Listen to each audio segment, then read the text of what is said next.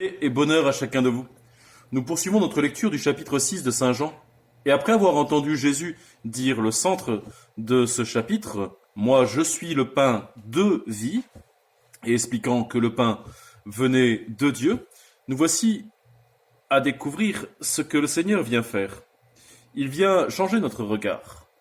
En effet, il vient leur dire qu'ils voient, mais qu'ils n'arrivent pas à voir, et qu'ils ont à contempler, à laisser le Seigneur les attirer à lui pour pouvoir voir.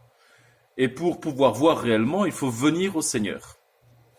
Grande catéchèse pour chacun de nous. Et nous avons ainsi à découvrir cette réalité. La volonté de celui qui m'a envoyé, c'est que je ne perde aucun de ceux qui m'ont envoyé, car la volonté de mon Père, c'est que tout homme qui contemple le Fils et croit en lui obtienne la vie éternelle, et moi je le ressusciterai au dernier jour. À la différence du début que nous avions au verset 36, vous avez vu et pourtant vous ne croyez pas.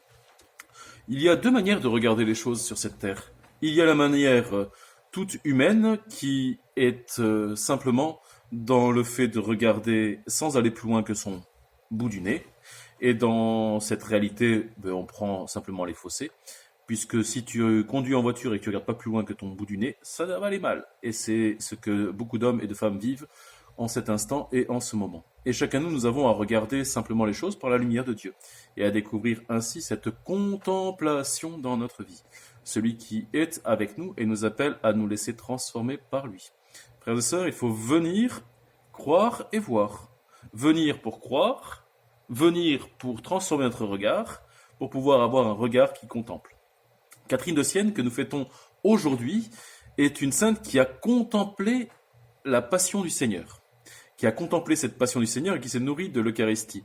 Un jour où l'on avait interdit à Catherine de Sienne de rentrer dans l'église parce que c'était bientôt la fermeture de l'église et qu'on ne voulait pas être embêté par quelqu'un qui faisait des extases dans l'église. On avait interdit à Catherine de Sienne de venir à l'église et le prêtre célébrait la messe et le prêtre cherche sur la patène un morceau de l'hostie et Catherine de Sienne l'avait eu chez elle. Voilà ce qui a pu arriver à des saints qui avaient une grande foi dans l'Eucharistie et qui vivaient d'une grande passion du Seigneur. Je sais que chacun et chacune de vous vit de cette communion spirituelle avec son Seigneur. Chacun de vous désire ce pain eucharistique. Et ce désir doit être entendu de la part des gouvernements, mais aussi de nos évêques, et de tous ceux qui ont à prendre leur responsabilité, c'est-à-dire réponse pour que la loi soit appliquée. La loi de 1905, la loi sur la liberté de conscience, la définition de la santé de l'OMS, et on pourrait encore chercher d'autres textes encore. Frères et sœurs, il nous faut regarder les activités et ce qui se vit en cet instant avec les yeux de la foi aussi pour venir au Seigneur et contempler. Vous pourrez passer votre temps à écouter tous nos frères évangélistes ou pentecôtistes, ceux qui sont capables de vous faire une journée complète de télé. Vous savez, les télé-évangélistes, vous les connaissez peut-être pas trop bien ici en Europe, depuis le confinement vous les connaissez mieux, mais ceux qui passent leur journée complète à palabrer, ceux-là, en fait, se sont capables de tenir une journée complète en parlant de la Bible, mais il y a un passage qu'ils ne veulent pas évoquer. Celui-là que nous sommes en train d'évoquer à cet instant, cette découverte du Seigneur qui est notre nourriture et qui est ce pain de vie, celui qui nous appelle à le manger, et nous verrons ça demain, celui qui nous appelle à vivre de sa volonté. Et la volonté, c'est pas compliqué. François de Sales vous dit que la volonté, c'est... Non, vous avez déjà oublié? Non, vous n'avez pas pu oublier. La volonté, c'est les plumes de l'aile de l'oiseau dressées pour prendre le vent de Dieu. Et dans le texte grec, il n'existe pas ce mot volonté, il existe un seul mot, passion d'amour. Alors, frères et sœurs, ne laissons personne nous retirer notre passion d'amour, ne laissons personne nous retirer la possibilité qui est la nôtre de venir, de voir, de changer notre regard et de croire. Vos églises sont ouvertes, n'hésitez pas à y passer, et vos prêtres sont toujours disponibles pour vous donner l'Eucharistie, n'hésitez pas à leur demander. Et ainsi, vous vivrez des sacrements, et vous vivrez ainsi de cette union avec eux.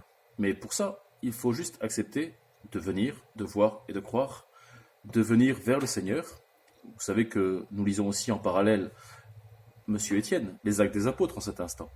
Et si vous regardez les Actes des Apôtres, vous verrez que les premières communautés étaient dans des grands risques lorsqu'elles se réunissaient pour la célébration de l'Eucharistie. Nous ne sommes pas dans ces grands risques. Nous sommes simplement dans une précaution à prendre pour que le virus ne se transmette pas des uns aux autres.